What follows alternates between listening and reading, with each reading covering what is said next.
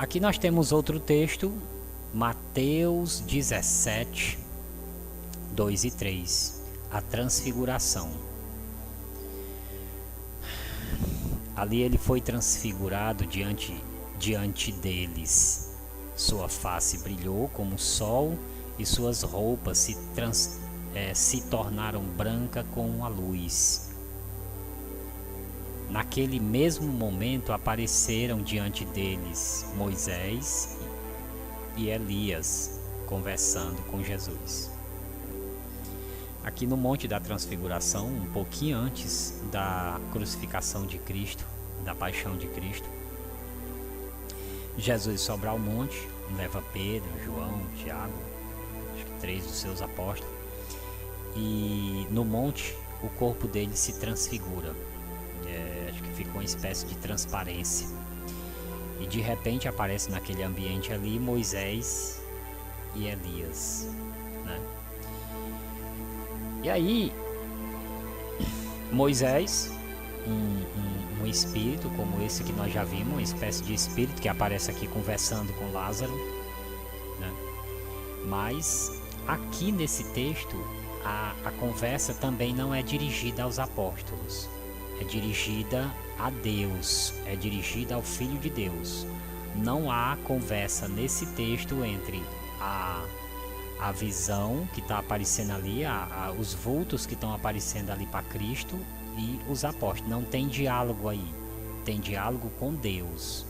E Deus permitiu que os apóstolos vissem, porque se esses homens estão sendo preparados para serem as colunas da igreja, é necessário que eles tenham um conhecimento pleno do Evangelho. E é isso que Cristo vai fazer nos 3 anos. Vai dar o conhecimento pleno do Evangelho para essas pessoas, para esses apóstolos, para que os fundamentos da igreja estejam alicerçados na verdade, né? Eu sou o caminho, a verdade e a vida. Ninguém vem ao Pai senão através de mim.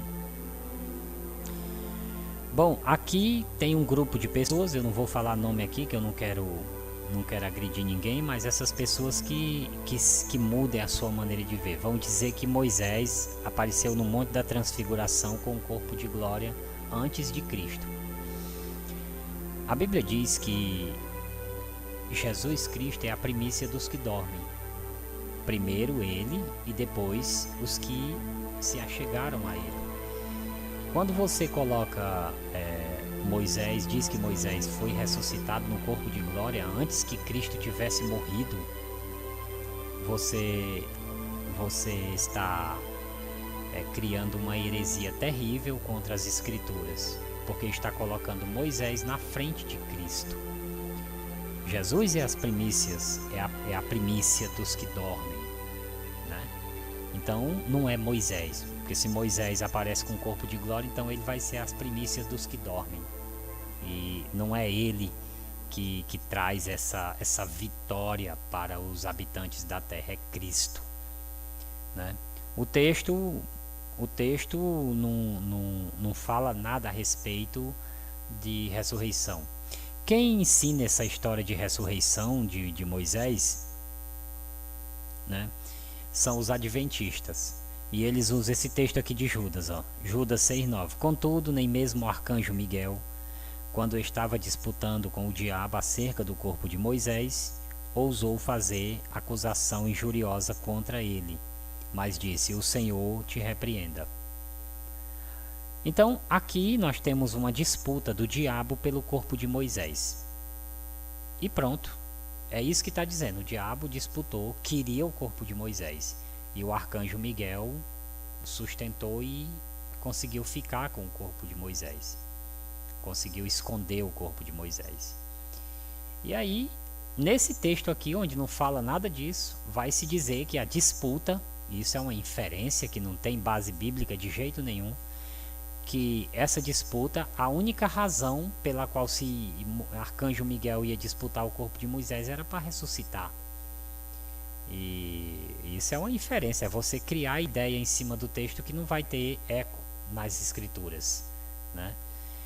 para poder dizer que Moisés não era um espírito que apareceu ali diante de Cristo. E mais na frente Jesus vai dizer que se tratava de uma visão. Bom, então vamos agora para 1 Pedro capítulo 4, verso 6. Aqui nós temos outro exemplo de almas vivas. A Bíblia vai estar repleta, né? Ela tem uma... Então, quando você for negar isso daqui, você tem que atropelar, jogar fora essas páginas da Bíblia tudinha. Então, a Bíblia não serve mais para você. Procure outro livro para você seguir. Faça um livro segundo o seu próprio entendimento. Por isso mesmo, 1 Pedro 4,6, por isso mesmo o Evangelho foi pregado também. Também por quê? Porque também foi pregado a vivos. Por isso mesmo o Evangelho foi pregado também a mortos, para que eles mesmos, julgados no corpo segundo os homens, vivam pelo Espírito segundo Deus. Jesus foi pregar aos mortos o Evangelho, né? Por isso mesmo o Evangelho foi pregado também a mortos, para que eles mesmos, julgados no corpo segundo os homens, vivam pelo Espírito segundo Deus. Pronto, o texto está dizendo que o Evangelho foi pregado para homens que morreram. Agora eu quero falar um pouquinho sobre esses homens que morreram. Olha o que o texto está dizendo. Ó. Por isso mesmo o Evangelho foi pregado também a mortos, para que eles mesmos julgados no corpo, segundo os homens. Está aqui, ó. Esse povo que foi para quem foi pregado o Evangelho, eles já estando mortos, o que aconteceu com eles? Ó? Eles receberam um juízo no corpo segundo os homens, ou seja, o juízo que eles receberam foi perpetrado pelos homens. Então, isso significa o quê? Que se você for olhar na antiguidade, nós temos muitos homens que foram mortos, enforcados, foram... Eu não colocaria nem a questão, pode ser a questão das guerras também, porque é um juízo do homem contra o homem, né? Se você vê uma guerra, o que acontece? O exército que vence, normalmente na antiguidade eles matavam os perdedores. Então é um juízo de homem contra homem, mas no corpo, viu? Não na alma, que nem Jesus disse: não temeis o que matam o corpo, mas não pode. Então esses homens foram julgados pelos outros homens, sofreram um juízo no corpo e estavam mortos. Você tem ideia de quantos homens morreram em guerras e foram mortos porque foram feitos prisioneiros de algum outro exército, e aí eles foram assassinados. A morte de Cristo. Então o Evangelho foi pregado também a mortos, para que vivam segundo o Espírito de Deus. Então esses mortos, eles receberam um juízo no corpo. O juízo que nós temos no corpo é o da morte. Quando alguém condena alguém, por exemplo, a pena de morte, quando um Estado põe um indivíduo na elétrica, mata por gás, mata por enforcamento. Então isso é um juízo de homens contra homens. Não é um juízo de Deus. É um juízo de homem contra homem. Então tá aqui, ó. Eles foram julgados no corpo, né? Mesmo julgados no corpo, segundo os homens, vivam pelo Espírito, segundo Deus. Então, Deus, se a alma não fala, se a alma desaparece, como que Deus foi pregar? Pregou para quem? Porque o corpo vira pó, né? O corpo vira pó, então pregou aos mortos, para que eles possam viver segundo Deus. Muito bem, de novo a Bíblia sustentando a imortalidade da alma. Agora eu quero falar um texto aqui. Vou ler aqui essa passagem de Paulo. Filipenses capítulo 1, 23. Mas de ambos os lados estou em aperto, tendo desejo de partir e estar com Cristo, porque isto é ainda muito melhor. O que é que Paulo está dizendo? Ele está dizendo que se ele morrer naquele momento, partir para ele aqui é morrer, porque ele sabe que vai para Cristo. Ele está dizendo, porque ir para Cristo é ainda muito melhor. Ele está falando da morte. Porque para ele ir para Cristo aqui, nessa situação que ele está falando aqui, ele tem que morrer e ir para Cristo, porque o espírito dele vai para Cristo. E ele está dizendo que isto é ainda melhor do que ficar com a igreja, ficar vivo com os irmãos. Então, tá aqui, ó. Mas de ambos os lados estou em aperto. De ambos os lados, ele está num dilema. Eu fico com a igreja ou vou para Cristo? Tendo o desejo de partir e estar com Cristo. O desejo maior dele era de partir e estar com Cristo, ou seja, de morrer aqui no mundo, porque tem que morrer para ir, né? E porque isto é ainda muito melhor. Mas o fato aqui é que Paulo tinha bem assentado a ideia de que morrendo ele aqui, ele vai direto para Cristo. Por isso que ele diz: desejo ir e estar com Cristo, porque isto é muito melhor, né? Se ele fosse morrer e virar pó, para que ele ia dizer que isso é muito melhor? Ninguém ia dizer isso. Agora, esse texto aqui, esse texto é espetacular. Olha o que em 1 Tessalonicenses 4, 13 e 14. Ó. Irmãos, não queremos que vocês sejam ignorantes quanto aos que dormem, para que não se entristeçam como os outros que não têm esperança. Se cremos que Jesus morreu e ressurgiu, cremos também que Deus trará, mediante Jesus e com ele, aqueles que nele dormiram.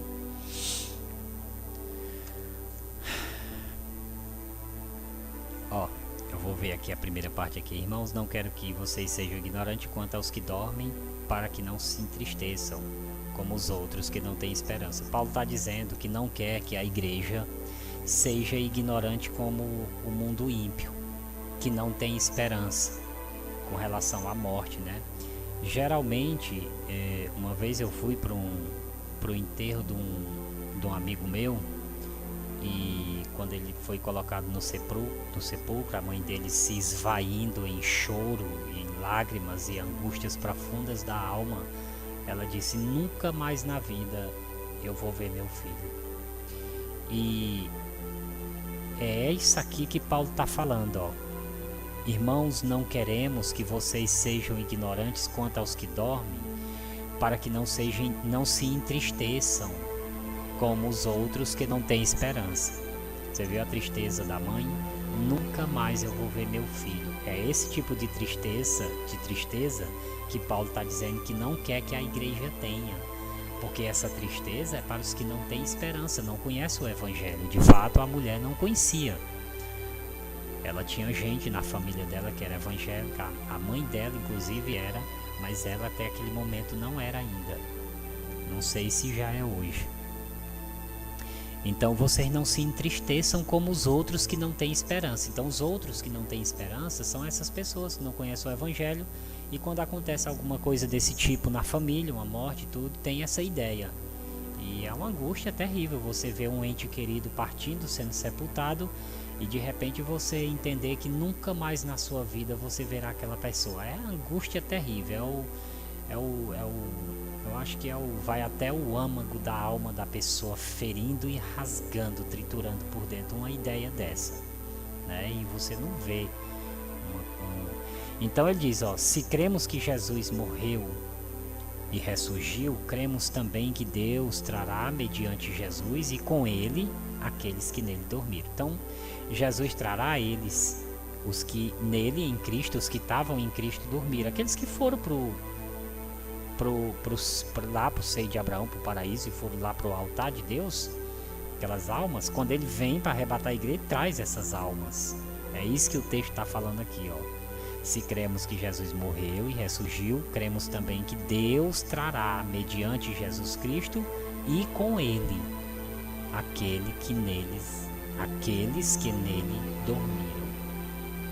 Então Jesus vem com aquela milícia de anjo, e junto com ele vem também o espírito dos profetas, Jeremias, Isaías, os profetas, todos que morreram, e todos os crentes que na história do mundo morreram, aquelas almas que estavam debaixo do altar clamando na justiça, Senhor, Estevão morrendo, Senhor, recebe meu espírito. Paulo, que foi degolado, foi para Cristo.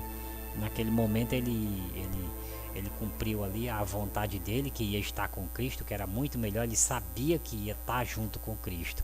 Então, meu irmão, a Bíblia ela não tem dúvida com relação a isso, né? Jesus vem com seus milhares de anjos, né? Aparecerá no céu e trará as almas daqueles que foram, que dormiram nele, viu? Tem que estar em Cristo.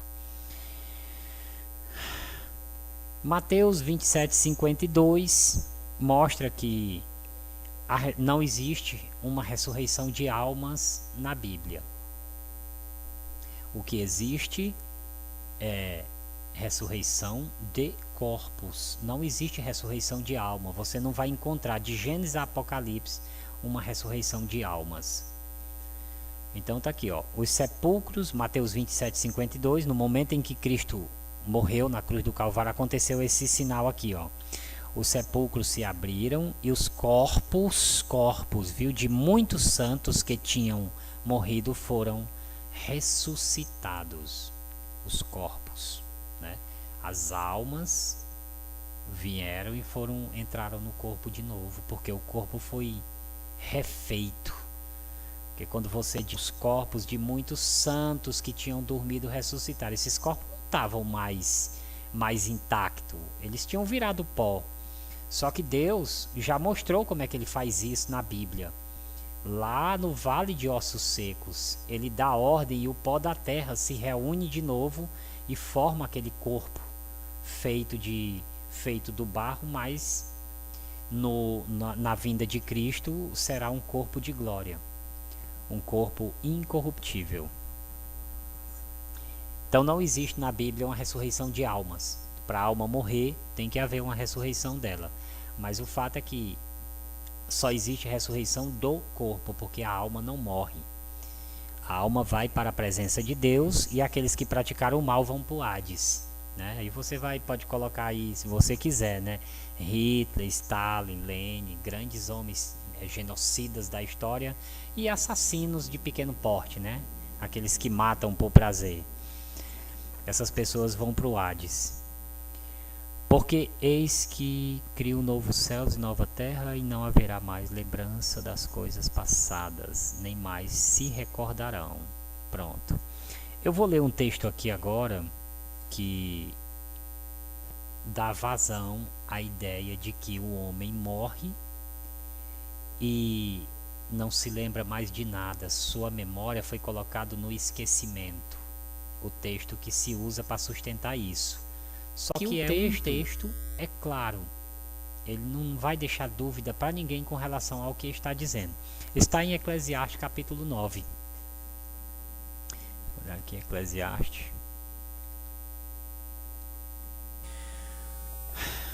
Eclesiastes 9 e versículo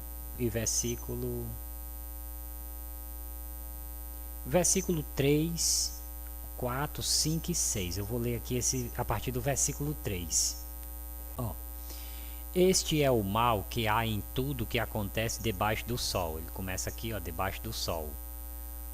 O destino de todos é o mesmo. Viu? O destino igual de todos. De todos é o mesmo. O coração dos homens, além do mais, está cheio de maldade e de loucura durante toda a vida, e por fim eles se juntarão aos mortos. Quem está entre os vivos tem esperança.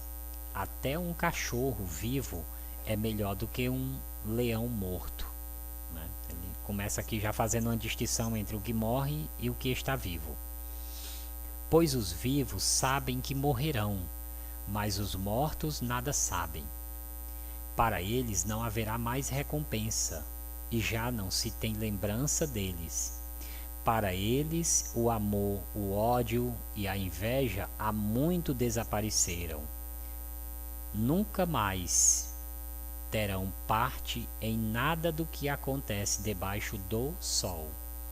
Olha só, o Eclesiastes aqui É esse texto que leva muitas pessoas a pensarem que, inclusive, cria doutrina dizendo que a alma ela morre junto com o corpo. Só que nós vimos os textos aí que Jesus Cristo fala que a alma sobrevive à morte do corpo. O próprio Jesus diz. Vamos ver por que o texto está falando de um corpo e não de alma, de corpo e alma. Está falando do corpo. Olha, o versículo 5, 9, 5 de Eclesiastes. Pois os vivos sabem que morrerão, mas os mortos nada sabem. Por que os mortos não sabem de nada? Porque, como ele está se referindo ao corpo, o corpo volta ao pó, vira pó na terra, então não tem mais mente para raciocinar coisa nenhuma. Mas o corpo, vamos continuar aqui, ó. Para eles não haverá mais recompensa. Não haverá mais recompensa? Nós sabemos que o crente que está em Cristo, ele tem a recompensa sim, a recompensa da vida eterna. Que essa é a maior recompensa de todas. Para mim a maior dádiva de Cristo é a vida eterna para o homem. Entregar de novo, né? De novo, porque a primeira vez foi entregue, foi perdido. E Cristo vem para restaurar de novo, restaurar a vida eterna. Esse é o propósito do Evangelho, trazer a vida eterna para o homem. E nós sabemos que o morto tem sim recompensa. Então, o texto aqui está dizendo, ó, para eles não haverá mais recompensa, e já não se tem lembrança deles. Agora está dizendo, falando da pessoa, não tem lembrança deles, dos que morreram. Do pó, ele virou pó de novo. Se nós sabemos que tem recompensa, logo o texto está se referindo ao corpo físico que volta a pó. Ele não vai ter mais recompensa porque esse corpo ele não vai nascer de novo. O corpo que nasce com a vinda de Cristo é o corpo de glória, aquele corpo que o corpo que Jesus recebeu, um corpo que não vai morrer mais, um corpo eterno. Que mais? Para eles não haverá mais recompensa e já não se... Mas no final das contas, à medida que o tempo vai passando, essa pessoa desaparece por completo da mente dos que ficam vivos. E já não se tem lembrança deles. Para eles, o amor, o ódio, a inveja, há muito desapareceram. Nunca mais terão parte em nada do que acontece debaixo do sol. Pronto. O Eclesiastes fechou aqui agora, ó. Eles não têm parte em nada do que acontece debaixo do sol. É o corpo. Está falando do corpo. Então nós temos esse texto aqui, em cima desse texto, que é ensinado que a alma morre junto com o corpo. E aí ignora todos os textos que nós lemos da Bíblia no Novo Testamento, falando que a alma resiste à morte do corpo e vai para a presença de Deus. Os apóstolos estão na presença de Deus, foram para a presença de Deus. O espírito do homem, uma vez entrado em sintonia com o espírito de Deus, ele ganha a imortalidade. O espírito já se torna imortal. O que vai faltar para ele é só o corpo de glória que vai acontecer na vinda de Cristo, que vai ser no último dia, conforme João 6. Né? Eu ressuscito todo aquele que come a minha carne e bebe o meu sangue, tem a vida eterna, e eu ressuscitarei no último dia. Essa é a palavra de Cristo. Tem gente que ensina outras coisas, né? O pré-tribulacionista diz, mas eu fico com Cristo. Então, esse texto não dá essa vazão, né? E há textos do Antigo Testamento que os profetas falam realmente, né? Tem uma ressurreição. Deixa eu ver se ela está aqui. Isaías 65 é um texto que a pessoa também leva para a ideia de que é morte de um corpo, mas diz assim, ó, porque há uma morte da alma, né? Porque eis que eu crio novos céus e nova terra. Esse texto vai estar contextualizado com Apocalipse. E não haverá mais lembrança das coisas passadas, nem mais se recordarão. Ora, a lembrança, as coisas passadas, o texto está dizendo, ó, se refere à criação do universo. Nós não vamos ter lembrança das coisas que eram antigamente, mas porque eis que eu crio novos céus e nova terra. Então, na ressurreição, na restauração de todas as coisas, nós temos um novo céu e uma nova terra. E as coisas passadas são essas que nós vemos hoje, esse Sol, esse sistema do universo que nós vemos hoje. Vai ser modificado, né? Eis que eu crio novos céus e nova terra, e não haverá mais lembrança das coisas passadas. A lembrança que ele está dizendo aqui não significa apagar a memória que aconteceu no passado. A memória do homem não vai ser apagada, porque o Espírito Santo ele veio para nos convencer do pecado, da justiça e do juízo. É uma obra do Espírito Santo que começa no dia que você aceita Jesus e se estende até o último dia da sua vida, nessa vida aqui. Esse trabalho do Espírito Santo é para que o Espírito de Deus, que é imortal, entre em sintonia com seu espírito e o torne imortal. Essa é a obra. E quando isso acontece, o seu espírito fica imortal. O corpo morre, vai morrer, né? Mas o espírito ficou imortal. Então, se ficou imortal, vai para a presença de Deus. Por isso que os apóstolos vão para a presença de Deus. Por isso que os profetas vão para a presença de Deus. Por isso que os servos de Deus vão para a presença de Deus. Porque eles foram transformados pela renovação do entendimento. É essa renovação que destrói os aguilhões da morte. Quer dizer, o Espírito destruiu os aguilhões da morte, o Espírito de Deus intercedendo, interagindo com o seu Espírito, destrói o aguilhão da morte. Se destruir o aguilhão da morte, não há mais morte para você, acabou-se. O corpo vai morrer, mas o Espírito não vai mais. Então, quando Jesus diz que ele fala lá em João 3, falando do batismo, né? Quem não nascer de novo não pode ver o reino de Deus. Esse é o ministério do Espírito. Você nasce de novo e a partir desse segundo nascimento, o reino de Deus vai ser apresentado para você. E outra coisa, não existe um terceiro nascimento, porque se você apaga a mente de alguém e acorda essa pessoa num lugar e ela não se lembra mais de quem era, de quem foi, essa pessoa tá acontecendo nela um terceiro nascimento. Isso a Bíblia não batiza também, não existe terceiro nascimento na Bíblia. Se você apaga uma pessoa e acorda ela sem lembrança de quem ela está nascendo como se fosse uma criança, vai ter que aprender tudo de novo. Mas o Espírito Santo já nos ensina para que absorvido pelo reino de Deus, pela nossa maneira de pensar, pela nossa maneira de ser, pela nossa conduta. É para isso que o Espírito Santo nos ensina, para que aconteça esse grande milagre na nossa vida. Amém.